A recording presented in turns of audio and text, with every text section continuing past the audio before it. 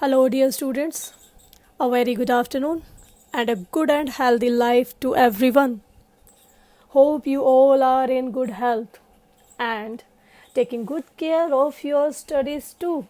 Taking or receiving formal education is a way of increasing or enhancing your knowledge. Knowledge is a great thing that not only makes us smarter, dear students, in many respects, but also enable us to deal with various things in our life. It gives us confidence. To cut it very short, I would say increasing knowledge is nowhere harmful but fruitful in every respect, as long as we think humane or we work for mankind. Yes, it is fruitful.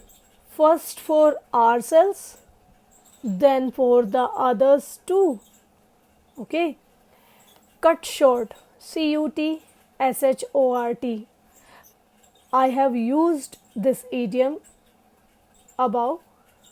It means reduce in length or duration. Those who are getting or receiving this education should feel themselves as blessed or rewarded. Let's begin the explanation now. We have covered the 4 pages of the story till now. We left with when Iswaran was telling about the factory area they were occupying and was trying to weave a story involving some supernatural element successfully, which was not liked by Mahendra at all. Mahendra jerked out of the pleasant reverie. It means Mahendra was shaken out of his pleasant thought, of his pleasant dream, that you can say daydream. Mahendra was shaken out of his daydream after having a delicious meal. Look into your book. He went on to narrate how he sometimes saw ghosts at night. I am not easily frightened by these things, sir. I am a brave fellow. But one horrible ghost of a woman which appears off and on at midnight during the full moon, it is an ugly creature with matted hair and a shriveled face, like a skeleton holding a fetus in its arms. Dear students, in previous class we read that Iswaran had come across a number of skulls and bones lying around the place. Now he added that sometimes he saw ghosts at night, although he was not scared of them as he was a brave person. But once he saw a very horrible ghost of a woman. It appeared on a full moon night at 12 o'clock. Midnight means 12 o'clock. It was very ugly, had tangled hair and a shrunken or wrinkled face. It looked like a skeleton holding an unborn baby in its arms. Then the writer writes, Mahendra shivered at the description and interrupted rather sharply. You are crazy, Iswaran. There are no such things as ghosts or spirits. It is all a figment of your imagination. Get your digestive system examined and maybe your head as well. You are talking nonsense. Here the writer wants to tell us, when Mahendra heard this account of ghosts, he trembled and reacted rather sharply, telling Iswaran that He must be crazy. He had gone mad to talk like that. There are no ghosts or spirits existed in this world. Mahendra told him that it was just his imagination, a part of his imagination, a creation of his imagination, nothing else, and asked him to get his digestive system as well as head examined because he was talking foolish. He was talking silly. SILLY. Then the writer writes, he left the room and retired for the night, expecting Iswaran to sulk for a couple of days. But the next morning, he was surprised to find the cook as cheerful and talkative as ever. The writer tells that after this, Mahendra left the room to go off to sleep. He thought his reaction would make Iswaran quiet or silent for a couple of days. But to his surprise, he found that the cook was as cheerful and talkative as ever. The writer further writes, from that day on, Mahendra, for all his brave talk, went to bed with a certain unease. Every night he peered into the darkness outside through the window next to his bed, trying to make sure that there was no movement of dark shapes in the vicinity. But he could only see a sea of darkness with the twinkling lights of the factory miles away. The writer tells that Mahendra showed that he was very brave, but on the contrary, he found a certain change in him from that day onwards. He was uneasy because of the story Iswaran had narrated. Every night he would go to sleep with a feeling of uneasiness, with restlessness. Before going off to sleep, Mahendra would look out into the dark from his window to see, to assure that there were no moving figures of spirits in the surrounding. And whenever he looked out, he just found the blinking lights of the factory miles away. He could only see darkness all around, nothing else. Further, the writer writes, he had always liked to admire the milk-white landscape on full moon nights. But after hearing Iswaran's story of the female ghost, he avoided looking out of his window altogether when the moon was full. Here the writer tells that before listening to Iswaran's story, Mahendra liked watching the white-colored landscape on a full moon night.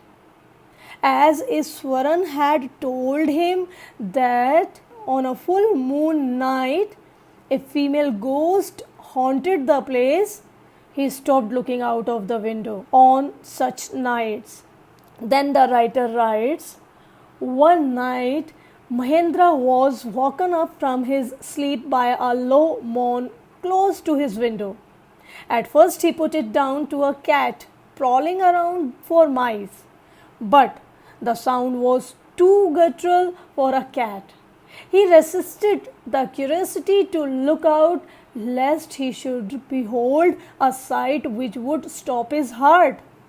But the wailing became louder and less feline. He could not resist the temptation any more.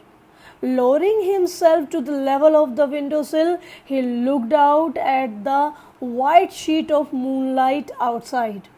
There, not too far away, was a dark, cloudy form clutching a bundle. Mahendra broke into a cold sweat and fell back on the pillow, panting.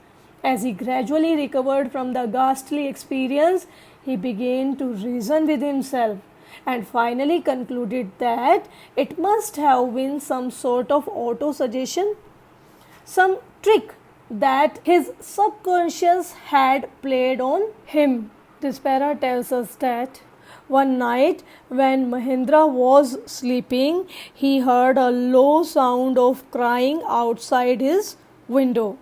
At first, he thought it was a cat searching for a mice, but the sound was too guttural. Guttural means the sound produced from the throat was too guttural to be of a cat. It seemed more to be a human sound. Mahendra at first stopped his instinct to look out. He was scared that he might see something that would frighten him, that he should not see, that would stop his heartbeat. But the crying sound became louder and lesser than cat like. He could not stop himself anymore.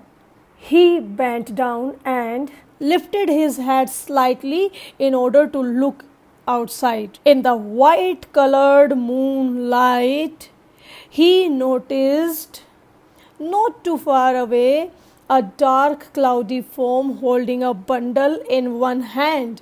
He started sweating badly and breathing heavily. After some time, he recovered from his scary experience. When he recovered from his scary experience, then he started reasoning with himself. He started arguing with himself that probably his subconscious mind was showing him the ghost as he had been thinking of it.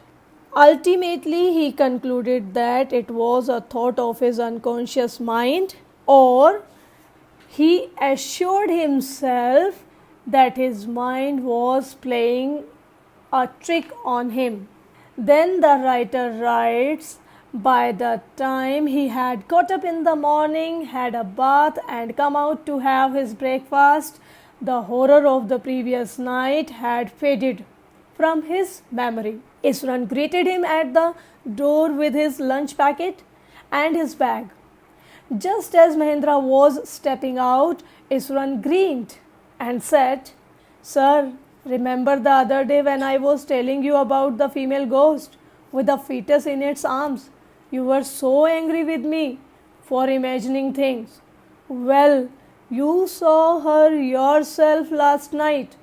I came running hearing the sound of moaning that was coming from your room."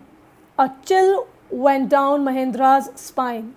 He did not wait for Iswaran to complete his sentence. He hurried away to his office and handed in his papers, resolving to leave the haunted place the very next day. The writer here wants to tell us that by morning, Mahendra was fresh again.